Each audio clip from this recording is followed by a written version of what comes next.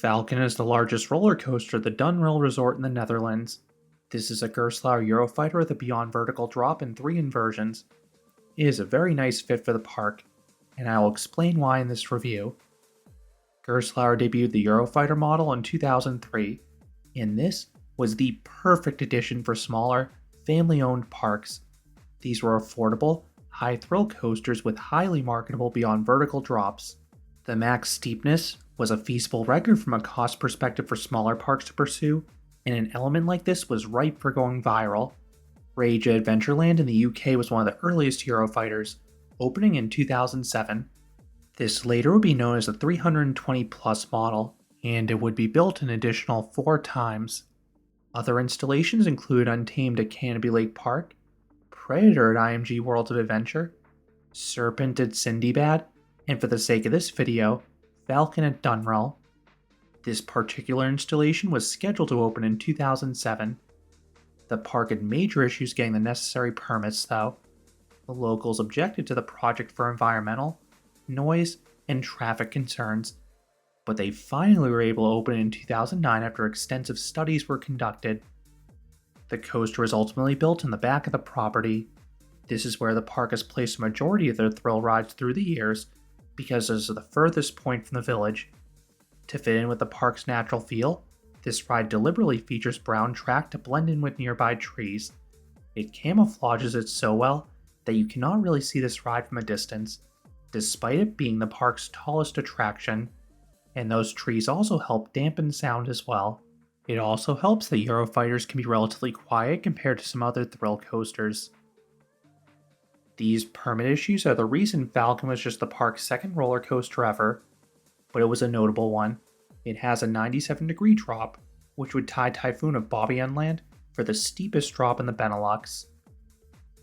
I assume this coaster would be themed to the bird going in, especially with the park's wooded setting, but I believe it is lightly themed to a military plane. This is why you see a large plane next to the brake run, and that looks great, and you also see a truck by the queue line. The day I visited had a lot of school groups and camp groups visiting, so I deliberately started with this coaster. I was able to get 2 quick laps in the morning before it developed one of the longer waits in the park. It appeared to be roughly 20 to 30 minutes by length in the afternoon.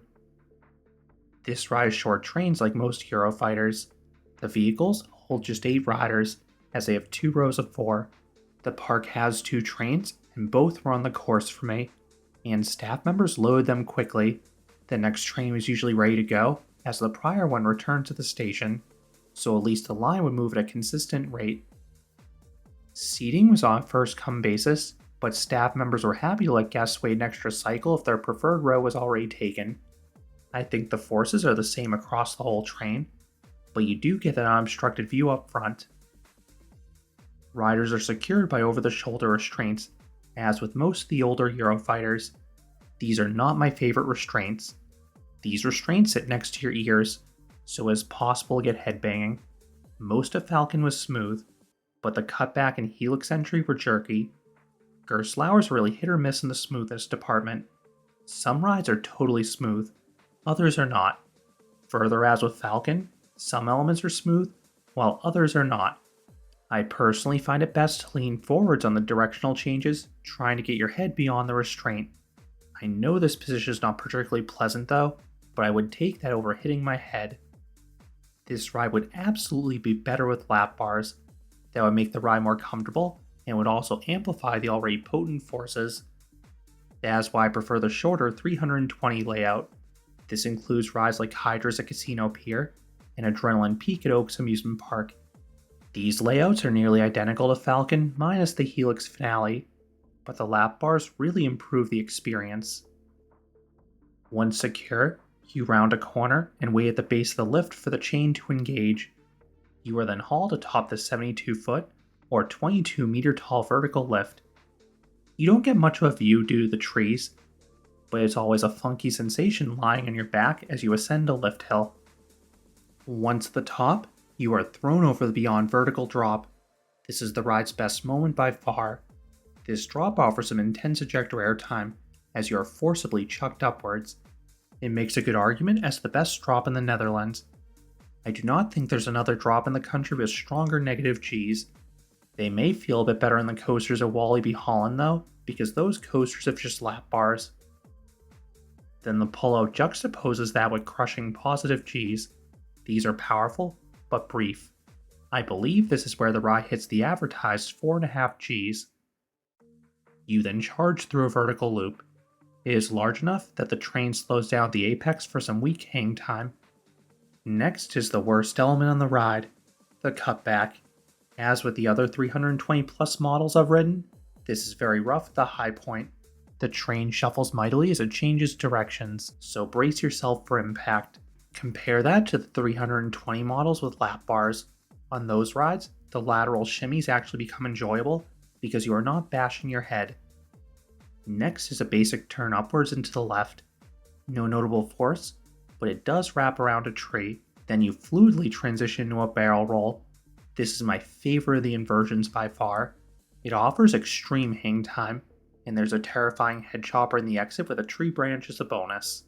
You then continue curving right, before snapping left into an upwards helix. This can cause another jolt of headbanging, so brace yourself. Then the helix itself offers some light positive Gs. You then hit the brakes and return to the station, ending the 1,184 foot or 361 meter long coaster. It is not the longest ride though, as it has just 23 seconds of prime ride time. The overall pacing is okay. Not every element hits, but there are two standout ones at least. What would I rate Falcon? I would give this coaster a 5.5 out of 10. It is a fine thrill coaster. The beyond vertical drop and barrel roll are excellent, but there are some drawbacks here. The coaster is short, and there are a few lackluster elements, including two spots where it can be rather rough. I really wish this coaster had lap bars like the newer Eurofighters. This could have boosted the score an extra 2 or so points. I do have this as one of the weaker Eurofighters, but we do have to remember it was one of the earlier ones. That would have been extra true had it opened in 2007 as originally planned, before the locals objected to it and caused it to be delayed.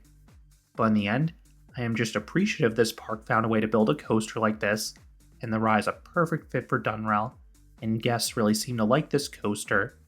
Then if I were to compare this directly to the other 320 plus installations, this one is a bit smoother and subsequently better than Predator, and I think it's slightly worse than Untamed, which I think runs a little smoother.